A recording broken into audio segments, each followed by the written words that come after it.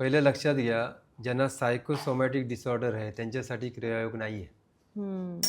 आजकाल मार्केटमध्ये क्रियायोगच्या नावाने ज्या गोष्टी चालतात, अच्छा. क्रियायोग काही खेळ नाही आहे. क्रियायोग सुरूच होतं प्राणमय कोशापासून. अन्नमय कोशासाठी क्रियायोग नाही आहे. अन्नमय कोशासाठी पतंजलीने खूप चांगल्या स्टेप दिलेल्या आहेत. लाईफस्टाईल ठीक करा, आसनं करून शरीराची ताकद वाढवा, मोबिलिटी वाढवा, प्राणायाम करा.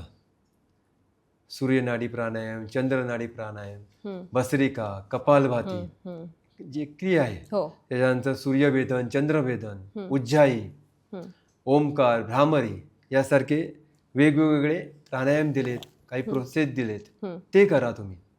ते केल्यानंतर तुमचं जे बहिर इंद्रिय आहेत, आपण बघतो, बोलतो, स्पर्श, जे काय बहिर इंद्रिय आहे ते अंतर्मुख व्हायला सुरुवात होतात. म्हणजे प्रत्याहारामध्ये प्रवेश होतो, आपला एकत्रित होतात. ज्यावेळी प्रत्याहारामध्ये प्रवेश झाल्यामध्ये धारणा घटित होते, म्हणजे एक जागा आपण स्थिर होतो. स्थिर झाल्यानंतर मग ध्यान जे काम करणार त्याच्यामध्ये होश वाढणार. बोलतात ना, फिनिशिंग वाढतं कामामध्ये. बरोबर. आणि समाधी ही पुढची अवस्था आहे, पण क्रियायोग ह्या प्रोसेससाठी नाही आहे. कारण जर समजा ही पाण्याची बॉटल आहे, बरोबर आहे, शुद्ध पाणी असेल तर मी पिणार, बरोबर, पण या बॉटलमध्ये आतून माती असेल, कचरा असेल, आणि त्या कचऱ्यामध्ये मी जर शुद्ध पाणी भरलं आणि पियायचा प्रयत्न केला तर काय होणार? बरोबर, नाही पिऊ शकणार. चांगलं पाणी पण खराब होणार. का? तर त्याच्या आतमध्ये कचरा आहे, मला ती साफ केली पाहिजे. तसंच तुमच्या मनामध्ये जर विकार असतील, मनामध्ये जर कचरा असेल, ते साफ न करता तुम्ही क्रिया प्रोसेसचा माध्यमाचा उपयोग केला तर शॉर्ट सर्किट होणार. एखाद्या ट्यूबलाईटला 40 वॉटची गरज असते आणि त्याला तुम्ही 400 वॉटचा सप्लाय केला तर काय होणार? जळून जाणार. त्यामुळे क्रियायोग हा खेळ नाही आहे. खूप स्टेप बाय स्टेप जावं लागतं क्रियायोगला. जे काय क्रियायोग हे बेसिक प्रोसेस शिकवले जातात, ॲक्च्युअल क्रियायोग हा वेगळा आहे. योगानंदाने ज्यावेळी 1930-40 ज्यावेळी अमेरिकामध्ये क्रियायोग हे योगी कथामृत पुस्तक लिहिलं, बरोबर आहे, त्यावेळेची मीडियाचे माध्यम होतं पुस्तकं.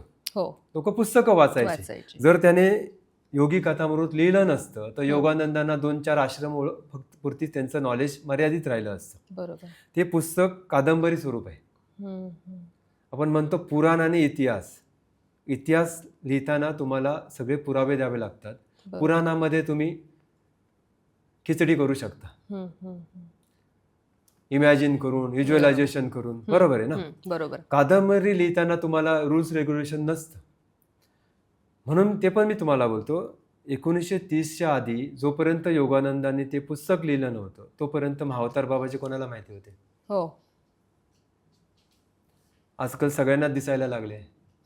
ह्याच्या पुढे जाऊन मी सांगतो, 3500-4000 वर्षापूर्वी भगवान श्रीकृष्ण, आपण डोळे बंद केलं, कृष्ण म्हटल्यानंतर मोरपीसवाला, बासुरीवाला एक चेहरा येतो, कारण आपण ती छबी बघितली. कृष्ण हे यादव कुळातले होते, राजा होते, हो असू शकतात दाढी मुशीवाले असतील. आपण दाढीवाला कृष्ण बघितलाच नाही. तेच सांगतो. कारण मन जे ना, ऑक्सिटॉसिन आणि डोपामाइन हा जो खेळ आहे ना, ते लोकांना ते समजणं गरजेचं आहे. माझ्याजवळ ज्यावेळी यंगस्टर्स येतात ना, माझ्याजवळ जी काय आहेत त्याच्यामध्ये यंगस्टर जास्त आहेत, 80%. त्यांचे हे प्रश्न असतात, बरोबर आहे. त्यामुळे हे यूथ अध्यात्मापासून दूर जात चालले. का? ते मग त्यांचा ह्याच्यावर विश्वास नाही. तेच ना, आणि माझं पण तेच मत आहे. कोणी बघितलंय मला सांगा? आणि कोणत्या शास्त्रामध्ये काय लिहिलंय, कोणत्या धर्मामध्ये काय लिहिलंय, त्यांची मस्ती, त्यांची मर्जी. जर ते घेऊन आपण चालणार आणि आपल्या जीवनात जर आनंद नसेल, शांती नसेल, तर त्या ग्रंथांचा उपयोग काय? बरोबर, काहीच नाहीये. कोणत्या तरी अमुक अमुक अमुक ग्रंथामध्ये या ओळीत हे लिहिलेलं आहे, तू काय सांगतो, असं जर विचारतात, भांडणं करतात. भावा तुझं बरोबर आहे, पण त्याने तुझ्या जीवनात काय फरक पडला? बरोबर, काहीच नाहीये. जर स्थिरता नाहीये, होश नाहीये, आनंद नाहीये, तर काय उपयोग? बरोबर. एक दिवसभर रस्त्यावरती कामगार असो, हार्डवर्क करतो, रात्र झाल्यानंतर जसा तो जातो त्याच्या झोपायला जातो, लगेच झोप, फक्त कांदा भाकर खात असेल तो, झोप लागते. सकाळी उठून त्याचं पण रुटीन चालतं. महलमध्ये राहणारे पण आपण बघितलं, झोपण्याच्या औषधं घेतल्याशिवाय त्याला झोप येत नाही. झोप नाहीत. हो. मग आनंद कुठे आहे? त्यामुळे ज्यांनी लिहिले ग्रंथ हे त्यांचं नॉलेज आहे, आपलं नाही आहे. त्यांना जे काय अनुभवलं, त्यांना काय आपल्याला जर पाहिजे तर आपल्याला प्रॅक्टिकल अनुभव घेतला पाहिजे बरोबर. प्रत्येकाचा. आता माझे जर अनुभव मी लोकांना सांगायला लागलो, अरे मला हे दिसलं, मला हा दृष्टांत झाला, तुझ्या लाईफमध्ये काय फरक पडणार आहे? उलटा तो आपल्या लाईफमध्ये होत नाही म्हणून अस्वस्थ होणार, नाराज होणार, अरे त्याला झालं मला नाही. मला नाही झालं. ते पिक्चर आलेलं ना मुन्नाबाई, हो. गांधीजी दिसायचे, तोच प्रकार आहे ना. ज्यावेळी एकच गोष्ट रिपीट, हे बघा, conscious, subconscious, super conscious. Conscious म्हणजे आपण राहून जे जे विचार परत परत करतो ते तुमच्या सबकॉन्शियसमध्ये जातं. आणि तुमचं भौतिक शरीर 95% सबकॉन्शियसच चालवत असतं. ते तुम्हाला हायलाईट करतं आणि त्यातून एखादी गोष्ट सुपर कॉन्शियसला गेली तर जीवनात घटायला होतं. बरोबर आहे? त्यावेळी तो व्यक्ती काय करतो, हे म्हणजे काहीतरी चमत्कार आहे. बरोबर. काही उपयोग. मी अशी बघितली, लिंबू हवेत तरंगतायत, कोण येत आहे, पण त्याने काय होणार आहे? हे बघा, हे फ्रंटल लूपची कमाल आहे. तुम्ही जर फ्रंटल लूपवरती काम केलं, एक आम व्यक्ती 2 ते 3% फक्त फ्रंटल लूपचा वापर करतो, ज्याला आपण आज्ञाचक्र म्हणतो अध्यात्मामध्ये.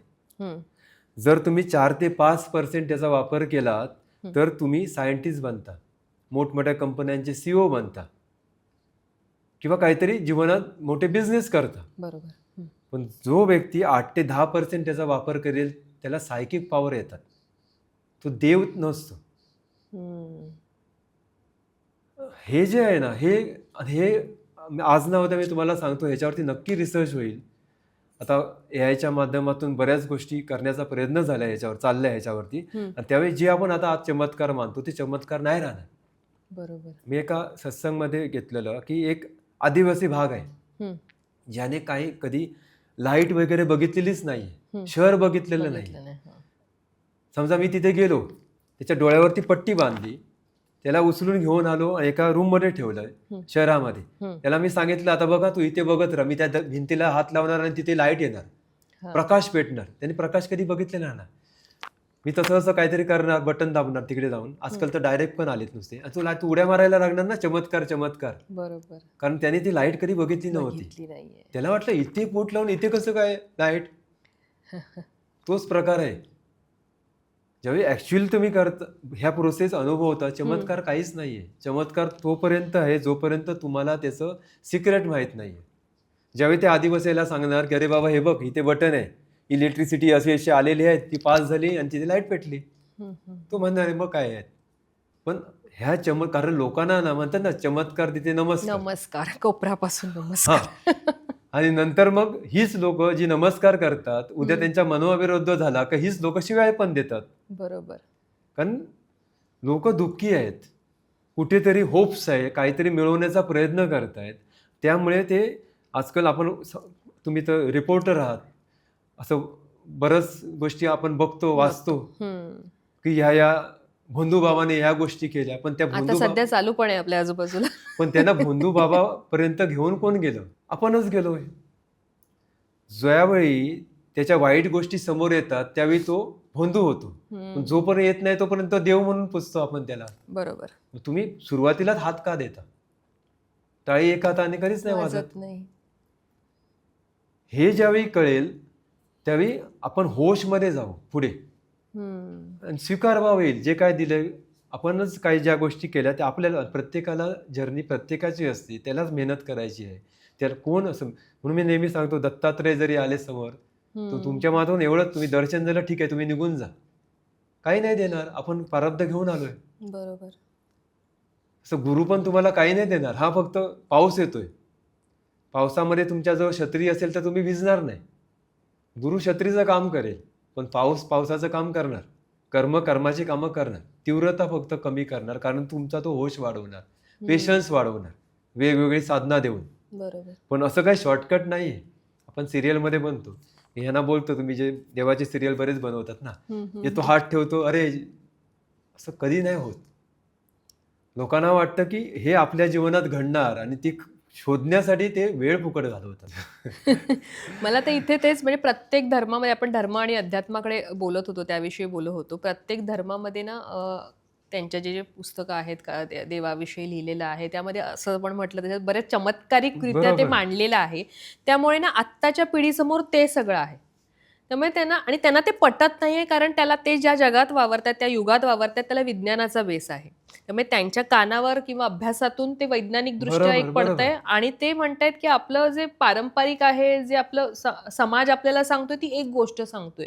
नेमकं आहे काय हे चमत्कार जे आपल्यात लिहून ठेवले आहेत म्हणजे देव चमत्कार करतो का किंवा देव हे चमत्कार आहे. तुम्ही करता. जेव्हा माझ्याजवळ ना हिंदू, मुस्लिम, शीख, जैन, हम्म, ख्रिश्चन सगळी लोक येतात. हम्म, तिथे काही नाहीच आहे. ज्यांच्यामध्ये मनुष्य धर्म आहे ते या, सगळ्यांचं स्वागत आहे. हम्म, हम्म. चमत्कार जर तुम्ही म्हणजे ते सांगतो ना, फ्रंटल लूप जो आहे ना, मन तुमचा चमत्कार करू शकतं. आपण मॅनिफेस्टेशन जे आहे ते बघतो. ते काय आहे, ॲफर्मेशन काय काम करतात. सुपर कॉन्शियस माइंड तुमचा चमत्कार करतो.